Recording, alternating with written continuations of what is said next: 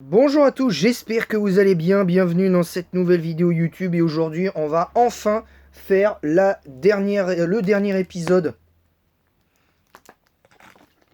Excusez-moi, j'avais soif, je vais répéter. Bonjour à tous, j'espère que vous allez bien, bienvenue dans cette nouvelle vidéo YouTube sur le format actuel, le dernier épisode de mon format du top 6 des meilleurs Pokémon en stratégie, période 1G, 2G, 3G, 4G et ainsi de suite. Là on a fait les dernières générations qu'on a faites, c'est 5G, 6G, 7G et la 8G. On va faire maintenant la 9e génération. Et là, il y a beaucoup plus de masterclass parce que la 9G, le Terra, enfin la Terra cristallisation, cette mécanique qui pour moi devrait être ban, honnêtement, hein, devrait être ban. Parce que à l'heure actuelle, il faudrait se poser la question de ban ou pas la Terra cristallisation. Moi je pense qu'il devrait y avoir un suspect test parce que pour moi c'est aussi fort que le Dynamax, personnellement. Alors je sais pas si un jour il y aura un suspect test pour ban le la Terra, mais comme il aurait fallu se poser la question de ban toutes les méga évolutions, mais ça aurait pas été justement une solution de faire ça quand la méga évolution est apparue. C'était un peu compliqué, comme les attaques Z ou le Dynamax et tout ça, donc c'est un peu compliqué. On va dire que c'est un peu compliqué. Maintenant, on va démarrer avec le premier Pokémon. Et pour le coup, je vous avouerai qu'il n'y a pas énormément de Pokémon qui ont trouvé grâce à mes yeux quand même. Mais il y a quand même 6 Pokémon qui sont pour moi devenus une surprise totale. Dont un voilà, qui a été dévoilé quelques temps après. Et ce premier Pokémon, c'est Garde de Fer. Garde de Fer, comme vous le savez, c'est un Pokémon qui est un mix entre Galam et Gardevoir. D'où son double type fait combat qui est plus qu'intéressant défensivement et offensivement parce que ça offre de multiples possibilités, euh, je trouve, à Garde de Fer. Parce que tu as une immunité au type dragon, tu as une double résistance insectes et ténèbres, et des Pokémon qui ont deux doubles résistances, c'est assez rare dans le jeu. Hein, c'est assez rare dans le jeu parce qu'il y en a très très peu qui même déjà à l'époque en avaient, il y en a très peu. À part peut-être si on compte Pyrax aujourd'hui, ou même d'autres, hein, on sait pas trop, c'est un peu, c'est un peu autre chose. Pour une simple résistance combat et roche, qui est intéressant, il a malgré tout une faiblesse à lui-même, vol, poison, psy et acier, donc fait vol, poison, psy, acier. Des faiblesses qui sont pour moi largement compensables, tout simplement parce que la faiblesse au type fait, tu prends un bon type acier, genre Scalperer ou Cisaiox. La faiblesse au type acier poison, tu prends un bon type sol, genre Hippodocus, terrestre comme actuellement, Mamochon, ou même ne serait-ce que Fort Ivoire, tout simplement. Voilà, c'est important de le dire. La faiblesse au type psy, tu prends, bah, comme j'ai dit, tu prends en prenant un type acier comme par exemple Scalperer, bah t'as une immunité au type psy, donc au pire tu peux compléter ça avec Scalperer qui, rien que lui, peut compenser la faiblesse fée et psy, donc t'as largement de quoi faire. La faiblesse vol, tu prends un type électrique, celui que tu veux, genre Elector, si t'as envie de jouer absolument un légendaire comme Elector. Tu peux jouer un Pokémon comme, je sais pas, si t'as envie de jouer l'oiseau de la génération, c'est-à-dire Fulgulero, etc., etc. Enfin, t'as des Pokémon qui, voilà, sont présents. Moi, je trouve qu'en plus, ce Pokémon est vraiment très fort parce qu'il peut être joué mixed assez souvent, même si je le vois plus souvent jouer spécial que physique. Hein, pour être tout à fait honnête avec vous, c'est un Pokémon qui est plus souvent joué physique que spécial parce qu'il a beau avoir 130 en attaque physique et 120 en attaque spéciale. Pour moi, honnêtement, je peux vous le dire, c'est très compliqué. C'est très compliqué. Maintenant, en sachant pertinemment qu'un Pokémon de cet acabit-là, faut être capable de gérer certaines choses avec un Pokémon pareil. Maintenant, faut faire avec. Je vous le dis honnêtement, faut faire avec ce genre de Pokémon. Le deuxième Pokémon pour moi qui a été une grosse surprise parce que je le voyais pas aussi fort, c'est Gros Mago, tout simplement. De par son type acier, c'est intéressant parce que même s'il est faible au type ténèbres, ben, l'avantage c'est que la faiblesse au type psy, tu peux en partie la compenser parce que comme les attaques spectres sont efficaces sur le type psy, ben, c'est intéressant. Moi, je vous le dis honnêtement, ce Pokémon, je le voyais Uber. Je le voyais Uber parce que comme la plupart du temps, il était joué avec l'objet ballon, avec machination, avec le combo machination plus ruée d'or. En début de génération, c'était souvent le combo ruée d'or plus machination que je voyais en début de génération. Donc je peux vous dire que c'était assez compliqué de voir ça et tout ça. Mais ce qui m'a frappé chez ce Pokémon, et même si encore aujourd'hui je maintiens que ce Pokémon devrait avoir au moins un suspect test, même s'il n'est pas... je demande pas à ce qu'il soit ban.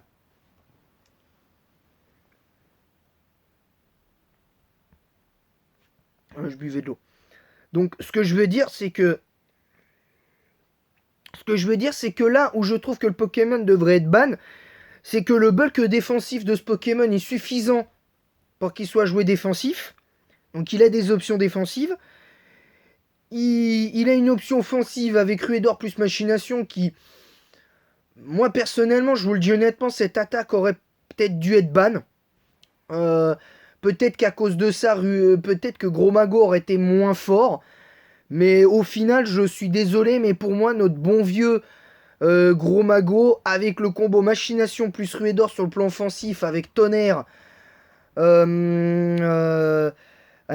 en Terra électrique, Tonnerre, Ruée d'Or, Machination, et tout ça, ça suffit largement.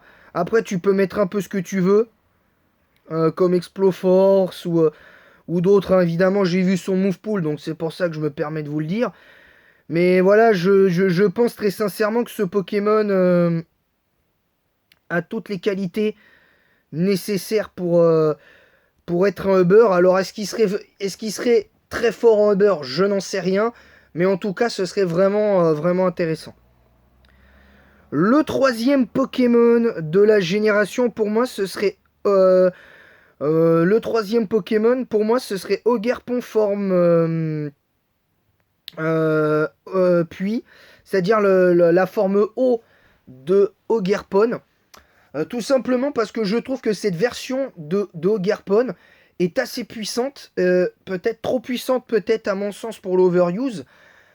Mais le problème, c'est que techniquement, ce Pokémon, est-ce qu'il serait fort en Uber? Non, malheureusement non.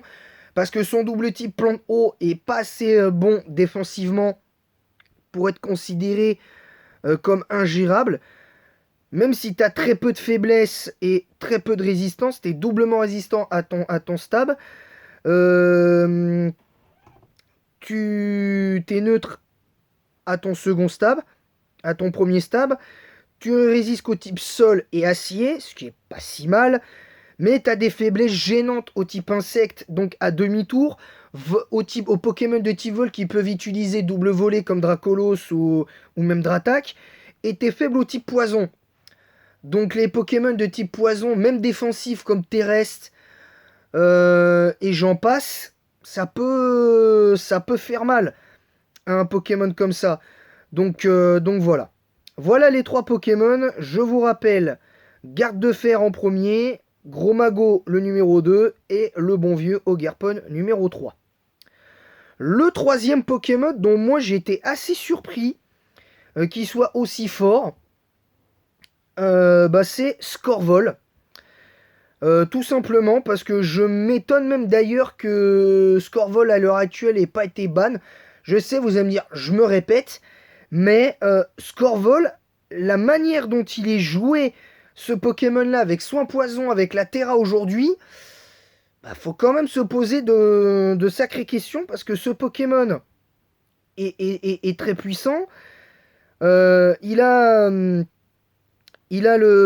fameux combo infâme que j'ai subi en 7ème génération, qui était façade, séisme, dans Slam plus toxique, je crois, ou non, c'était abri, façade, toxique, clonage, je crois que c'était un truc comme ça, c'était un combo infâme en 7ème génération. Mais là, quand tu vois que en plus, le Pokémon est joué de 3 terras différents, sauf le terra qu'il faut, en plus, c'est-à-dire terra eau, dragon et poison, enfin, ou spectre. Donc tu vois quand même que le Pokémon est assez fort. Et franchement, pour un Pokémon qui date quand même de la période 4G, du début de période 4G, c'est-à-dire Diamant, Perle, Platine, plus HGSS, tu te dis, mais comment c'est possible? Comment c'est possible? Eh ben, bravo Scorvol! Bravo Scorvol! Donc voilà, le 4ème Pokémon. Donc, Gros Mago, qui a été cité, Garde de Fer, Ogerpon et le bon vieux Scorvol. Le 4ème Pokémon, bah en fait c'est lui aussi, ça a été une surprise, c'est Floréclat. Alors lui, pour moi, il peut pas être ban parce que malheureusement son double type roche poison le rend beaucoup trop fragile en Uber, tout en sachant que le Pokémon, tout en sachant que le Pokémon, excusez-moi, j'ai un chat dans la gorge, tout en sachant que les, oh j'y arrive plus moi. Attendez, je vais me répéter, mais je vais boire de l'eau. Voilà, parce que là j'y arrivais pas parce que j'avais un chat dans la gorge.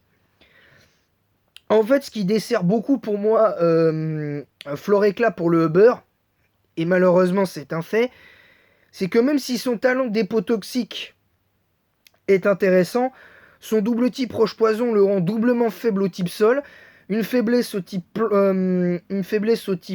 eau aussi, donc des faiblesses qui sont quand même assez gênantes. Et le problème, c'est que lui, curieusement, ses faiblesses sont difficiles à compenser. À part la faiblesse eau, acier et sol, bah en fait, tu peux pas vraiment compenser la faiblesse psy de ce dernier, parce que vu comment les teams à l'heure actuelle dans Pokémon Écarlate et Violet sont assez vénères et qui ont au moins un Pokémon capable de gérer ton Pokémon de type acier ou de type ténèbres qui peut t'empêcher de base d'avoir trop de faiblesses et tout ça, bah au final c'est dommage. C'est peut-être le seul bémol, un des seuls bémols. Le deuxième bémol, pour moi, c'est la vitesse de ce Pokémon et le fait qu'il n'ait pas machination. Parce que ce Pokémon-là, de par son rôle très fort de suicide lead, c'est que ce Pokémon devrait avoir machination. Parce que si ce Pokémon avait eu machination dans son move pool, bah ça passerait. Parce que je rappelle que ce Pokémon a la seule attaque qu'il lui faut pour passer le type acier et ça lui suffit. Le seul problème, c'est que quand ton seul stab de type normal, enfin de type roche, c'est rayon G mais laser météore qui, sincèrement, euh, euh, en sachant que laser météore c'est pour moi situationnel parce que comme tu sais l'objet herbe pouvoir que j'ai vu pendant des années avec des Pokémon qui jouaient le combo surchauffe plus surchauffe ou tempête verte plus l'herbe pouvoir pour restaurer les statistiques et tout. Donc c'est un peu dommage en fait. C'est un peu dommage. Et honnêtement, je trouve ça un peu dommage. C'est le manque de vitesse, mais surtout, c'est que ce Pokémon, pour moi, comme je l'ai dit, devrait être rapide, devrait être au moins à 105 de vitesse, pas plus. Devrait avoir une vitesse équivalente à celle de Karchakroc. Donc entre 102 et 105 de vitesse.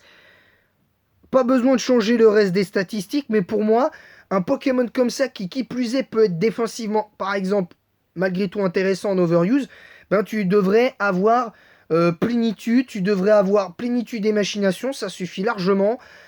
Comme tu as accès au piège de rock et que ton talent gratuitement peut te faire mettre les pics toxiques, ben c'est intéressant. Et ce qui est bien, c'est que en plus, en défensif, c'est que tu as le talent t'as l'attaque tout pied éclat, qui est très peu joué, mais qui suffit. Ben en fait, tu vois que quand même, enfin très peu joué, je me suis un peu trompé, j'avais pas vu le taux d'usage de tout pied éclat, 80% quand même. Voilà. Mais tu vois que quand même le Pokémon, il est capable de faire le taf. Voilà, tout simplement. Mais j'apprécie de le jouer ce Pokémon. Donc voilà les Pokémon que je vous ai cités. Garde de fer, Gros Mago, Ogerpon forme O, Scorvol, et enfin le cinquième Pokémon, Floréclat. Le dernier Pokémon, là c'est un peu plus dur parce qu'il n'y a pas de Pokémon qui concrètement m'ont marqué plus que ça, à part Miascarade. Tout simplement parce que même si Protéin a été extrêmement bien nerf, parce que s'ils avaient gardé l'effet du Protéin de la 6ème et 7ème génération, ou même 8G, ça aurait été compliqué, je vous le dis sincèrement. Parce que Pyrobut en 9G aurait été ban en Uber, même Miascarade aurait été ban à cause de ça, parce que ça aurait, en comptant la terre à cristallisation en plus, ça aurait été très dur de gérer un Miascarade. Le seul défaut pour moi de Miascarade, c'est qu'il soit plante ténèbres. Parce qu'un Pokémon de cet acabit-là, pour moi, ça mérite pas le type plante ténèbres. Je peux pas vous dire exactement quel double type j'aurais vu pour lui. Est-ce qu'il aurait été fort en Uber? Je ne sais pas, je n'en sais rien. Le ban à l'heure actuelle, il est même pas envisageable de toute façon, on le sait. On est tous au courant. En plus, c'est intéressant parce que toutes ces attaques sont plus ou moins importantes. La seule chose qui, moi, me dérange chez lui, c'est qu'il n'ait pas accès à Dance Slam. C'est qu'il n'ait pas accès à une attaque de boost, à part des airbafs. Voilà, il est là le problème. C'est que pour moi, ce Pokémon, et là, je vois hâte, mais bon, quel intérêt de jouer hâte sur un Pokémon qui est vraiment rapide, de base. Enfin, il y a aucun intérêt. T'as pas d'attaque de boost. T'as aucune attaque de boost. Enfin, si, t'as machination, mais t'as pas d'enslam sur le côté physique, donc c'est un petit peu dommage. Donc tu sais pas en fait sur quel pied danser. Et c'est assez dommage pour un Pokémon de cet acabit-là qui a d'énormes qualités qui pour moi devrait avoir un taux d'usage bien supérieur, au moins minimum 20% d'usage. Maintenant c'est comme ça. J'espère juste qu'un jour ce Pokémon-là ne tombera pas en underuse. Parce que malheureusement Miascarade est de moins en moins plébiscité. Parce qu'on sait très bien que les starter plantes, à l'heure, pour certains, sont beaucoup plus forts que lui, c'est-à-dire Gorithmique, hein, et le bon vieux Majaspic. Ça, faut le savoir. Parce que Majaspic, quand même, qu'on se le dise, enfin, même là, si j'ai appris que Majaspic était en underuse, faut quand même pas oublier que Majaspic, c'est quelque chose quand même, hein. C'est quelque chose. Donc voilà. Voilà, c'est tout pour cette vidéo. Euh, voilà donc les 6 Pokémon cités aujourd'hui. Garde de fer, Gros Mago, euh, Ogerpon forme O, le quatrième Pokémon cité, Scorvol, le cinquième Floréclat et le sixième Pokémon, c'est le bon vieux Miascarade. Voilà, tout simplement. Vous avez compris évidemment les 6 Pokémon que je vous ai cités. Voilà, j'espère que cette vidéo vous aura plu. En tout cas, encore merci pour les 150 abonnés. On va essayer de... Ce serait bien d'essayer de les dépasser. Donc n'hésitez pas à vous abonner en masse si ce n'est pas déjà fait. On est à 50 abonnés des 200. Et entre parenthèses, pour la petite annonce, je reprends les lives à partir de ce week-end. On fera Pokémon. On fera pas Pokémon Crystal tout de suite parce que je renonce temporairement à Pokémon Platine parce qu'en fait j'ai un petit problème pour l'instant avec Pokémon Platine. Alors j'y renonce temporairement, vous inquiétez pas. Platine reviendra, mais je pense que ce sera après les fêtes. Je pense qu'on fera Pokémon Platine après les fêtes, c'est-à-dire après le réveillon de Noël et du jour de l'an. Je pense que ce sera après, le jour de l'an et Noël. Voilà, tout simplement. Je pense pas avant, le 5 ou le 6 janvier. Voilà, je tenais à le dire. Voilà. Je pense je vais faire un live de Pokémon jaune en Nuzlocke. Voilà, pourquoi pas un live de Pokémon jaune en Nuzlocke. Donc ce sera ça, évidemment. Voilà, donc, n'hésitez pas à vous abonner en masse si ce n'est pas déjà fait. On est à 50 abonnés des 200. N'hésitez pas à mettre un pouce bleu et un commentaire pour les référencements disant quoi vous êtes d'accord, pas d'accord avec mon top 6. En disant en quoi vous êtes d'accord, pas d'accord. Avec des arguments sans pour autant être insultant. Hein, qu'on enrichisse le débat en étant respectueux. Évidemment, des avis de chacun et de chacune. Même si pour certains, c'est pas facile. Moi, le premier. Hein, j'ai parfois du mal hors caméra à respecter les avis des autres. Donc c'est pour ça que je tiens à vous le dire, même si je suis pas le mieux placé pour en parler.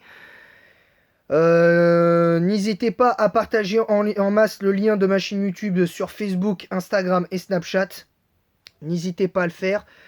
Et en attendant la prochaine, je vous dis à bientôt. Que la passion Pokémon vous guide. Je vous retrouve...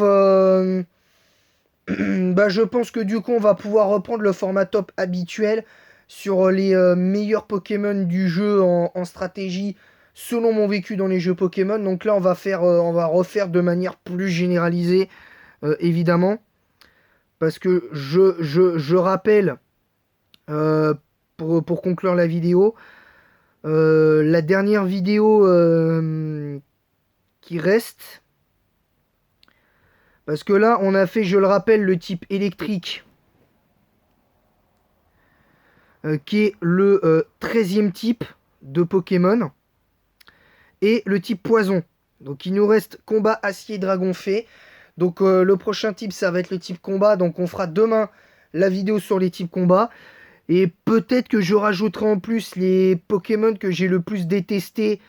Que pour moi les pires Pokémon que j'ai joué dans ma vie sur Pokémon. On fera peut-être ça dans la semaine. Et puis voilà. Sur ce, à très bientôt, que la passion Pokémon vous guide. Bon début de semaine à tous. Et à bientôt!